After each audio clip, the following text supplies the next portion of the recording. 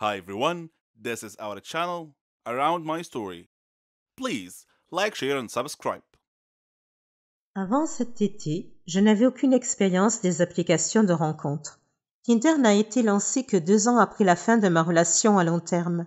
Pendant les 7 années qui a duré notre relation, j'ai joué avec les applications de mes amis, mais je n'ai jamais adhéré.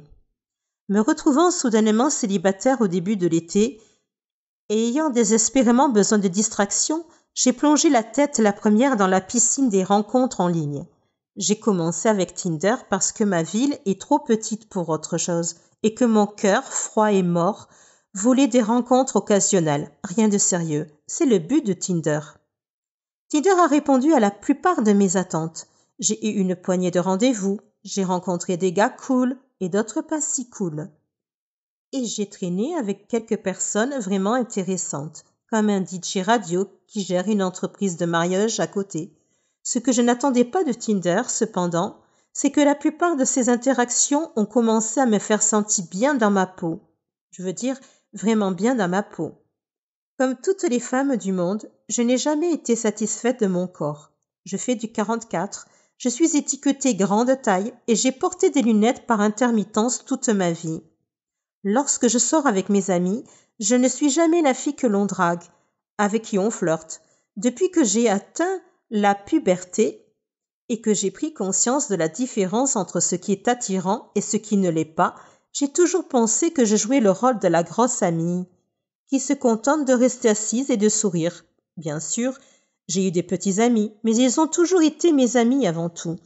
Alors quand ils me disaient « tu es magnifique », ce que j'entendais c'était « je t'ai trouvé magnifique seulement après avoir appris à te connaître ».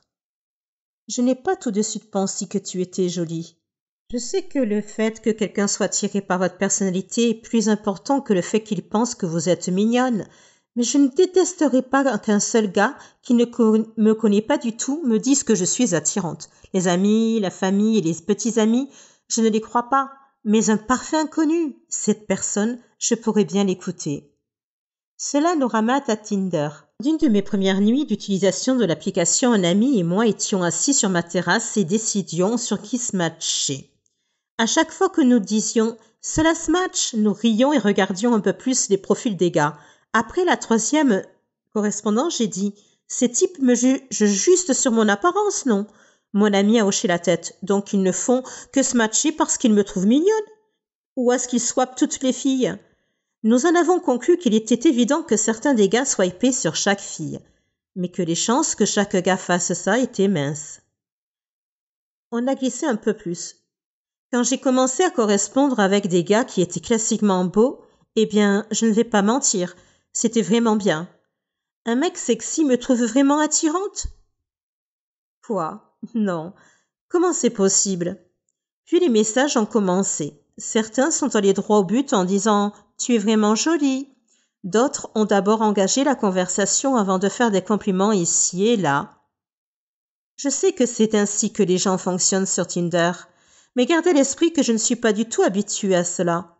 Ce n'est que lorsque j'ai commencé à rencontrer ces gars que je me suis demandé « est-ce que Tinder peut booster l'estime de soi ?»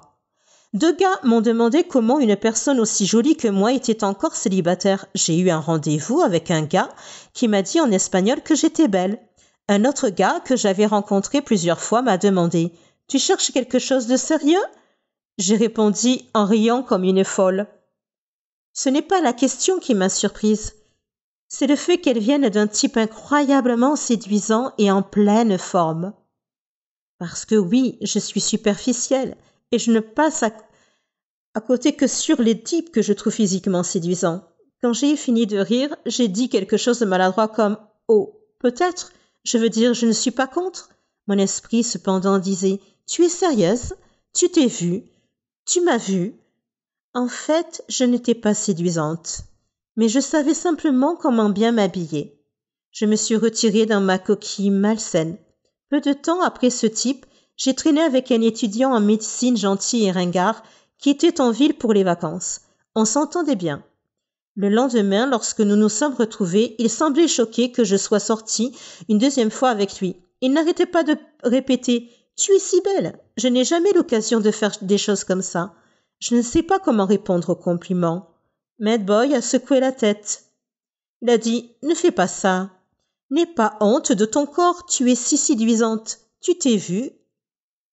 Tu es magnifique. » Quelque chose chez ce type a fait que mes pensées habituelles de haine de soi ont commencé à perdre prise. Encore une fois, je sais que c'est le genre de choses que les gens disent sur Tinder, mais soyons honnêtes, pourquoi faire un effort supplémentaire? À moins que parce que c'est vrai. Quelque part, entre les discussions occasionnelles sur Tinder, la poignée de rendez-vous, mon esprit a tourné autour d'une nouvelle pensée. Suis-je attirante? Je me suis regardée dans mon miroir en pied. J'ai essayé de voir ce que ces gars voyaient. Des gars qui ne me connaissaient pas du tout. Des gars qui ne sont pas influencés par ma personnalité.